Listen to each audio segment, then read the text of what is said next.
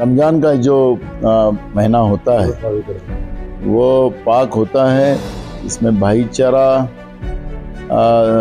हमको सिखाया जाती है और पूरे कौमी एकता का एक संदेश इस त्यौहार से दिया जाता है। पब्लिक प्रॉपर्टी बेचने का काम केंद्र में बैठी हुई मोदी सरकार कर रही है और उसको बेच कर देश चला कि नरेंद्र मोदी की जो सरकार देश में है वो देश के लिए नुकसानदायक है, हमारे देश की संवैधानिक व्यवस्था के लिए तकलीफदायक है, जो रोज हमारे देश की संवैधानिक व्यवस्था को खत्म करना चाहते हैं। क्योंकि जो भी बीजेपी के विरोध में है उसको साथ लेके चलने की भूमिका कांग्रेस पार्टी की।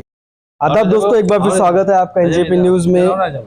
आज कामठी के पूर्व नगर अध्यक्ष शाजा शफात अंसारी के यहाँ पर कांग्रेस के दिग्गज नेता और महाराष्ट्र कांग्रेस कमेटी के अध्यक्ष नाना पटोले जी है, जो ईद मिलन कार्यक्रम में ईद मिलने के लिए आज यहाँ पर पहुंचे हैं।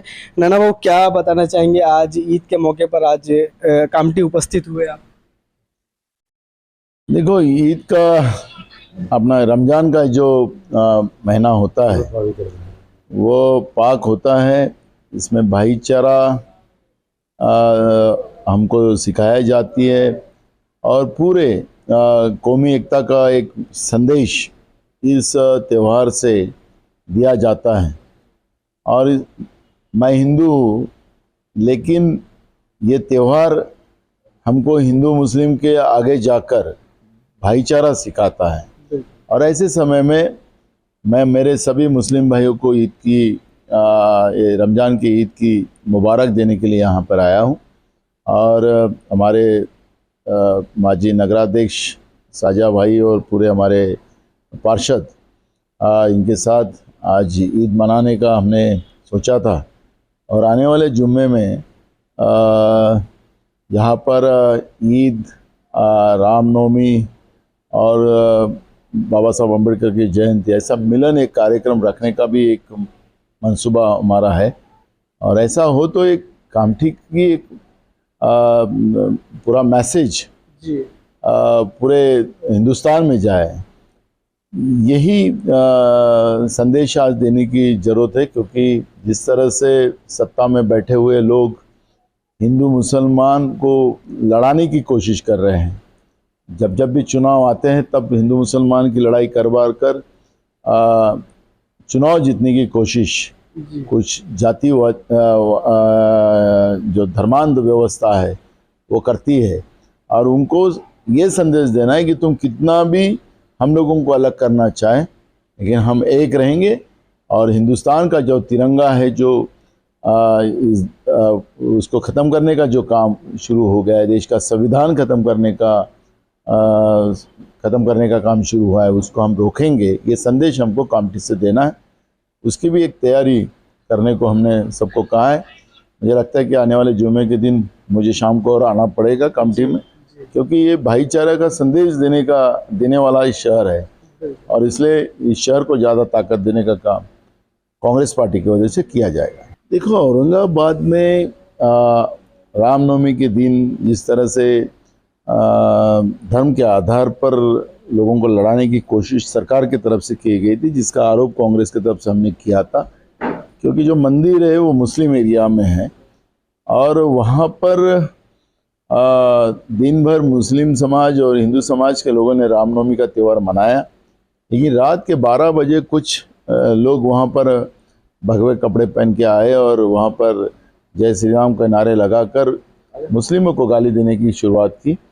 पुलिस को आगाह करने के बाद भी पुलिस वहाँ नहीं पहुँची, और इसका मतलब है कि प्रशासन को सरकार का दबाव था। फिर वहाँ पे पुलिस की गाड़ियाँ तोड़ी गई और ऐसा एक माहौल बनाया गया कि हिंदू मुस्लिम के झगड़े अब शुरू हो चुके हैं। लेकिन मैं औरंगाबाद के लोगों की उनको शुक्रिया अदा करूंगा कि उनने ये जो आग लगाने की कोशिश धर्म के आधार पर की गई थी, उनने उसको आगे आकर सबने उसको भाईचारे में बदल दिया। और वहाँ का सरकार ये जो मानसिकता थी उसको रोक दिया। तो ये कोशिश हो रही है, लेकिन अब खुद लोगों को समझ में आ गया कि हिंदू मुस्लिम जो हिंदुस्तान में हम लोग सब रहते हैं, हम भाई भाई है। अब कोई भी धर्मांध व्यवस्था इस तरह का कुछ करने की कोशिश करे तो उसको जवाब देने की बात भी अब हिंदू मुसलमान करने को तैयार है। जी। देखो, अभी जो भी सियासत में बदलाव और हम मीडिया में देख रहे हैं, कांग्रेस की भूमिका स्पष्ट है कि जो भी बीजेपी के विरोध में है उसको साथ लेके चलने की भूमिका कांग्रेस पार्टी की है, क्योंकि नरेंद्र मोदी की जो सरकार देश में है वो देश के लिए नुकसानदायक है, हमारे देश की संवैधानिक व्यवस्था के लिए तकलीफदायक है, जो रोज हमारे देश की संवैधानिक व्यवस्था को खत्म करना चाहते, हमारे देश की सार्वजनिक उपक्रम व्यवस्था रोज बेचकर, जैसे रेलवे जैसी व्यवस्था भी बेच दी है। तो इस तरह की सभी पब्लिक प्रॉपर्टी बेचने का काम केंद्र में बैठी हुई मोदी सरकार कर रही है और उसको बेच कर देश चला रही।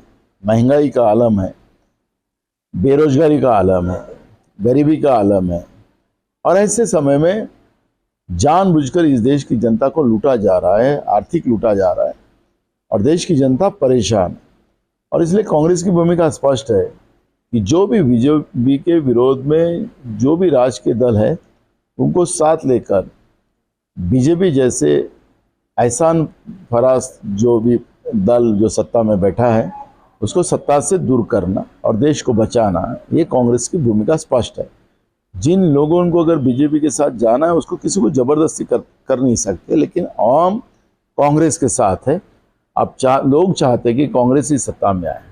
तो आने वाले समय में महाविकास आघाड़ी की सरकार महाराष्ट्र में देखी जा सकती है? बिल्कुल, हमने स्पष्ट कहा है कि आखिरी महाराष्ट्र तो शाहू फुले अम्बेडकर विचारधारा का है, सेकुलर विचारधारा का है, और हमेशा कांग्रेस ने सेकुलर विचारधारा को साथ दिया है। तो मुझे लगता है कि मैंने इसलिए शुरुआत में कहा कि कांग्रेस की भूमिका स्पष्ट है कि जो भी बीजेपी के विरोध के दल हो, पॉलिटिकल पार्टियां, उनको साथ लेके चलने का है। अगर कोई नहीं आना चाहता, किसी को ईडी का सीबीआई का डर हो रो के समय में कुछ गड़बड़ कर लिया, तो उसके लिए कांग्रेस क्या कर सकती है। इसलिए हमारी कोशिश है सबको साथ ले जाना, नहीं तो पब्लिक में कांग्रेस खुद जाएंगी। हमारी कोशिश है सबको साथ लेके चलने की। अगर कोई नहीं आया तो तब कांग्रेस खुद आगे जाएगी, ये भूमिका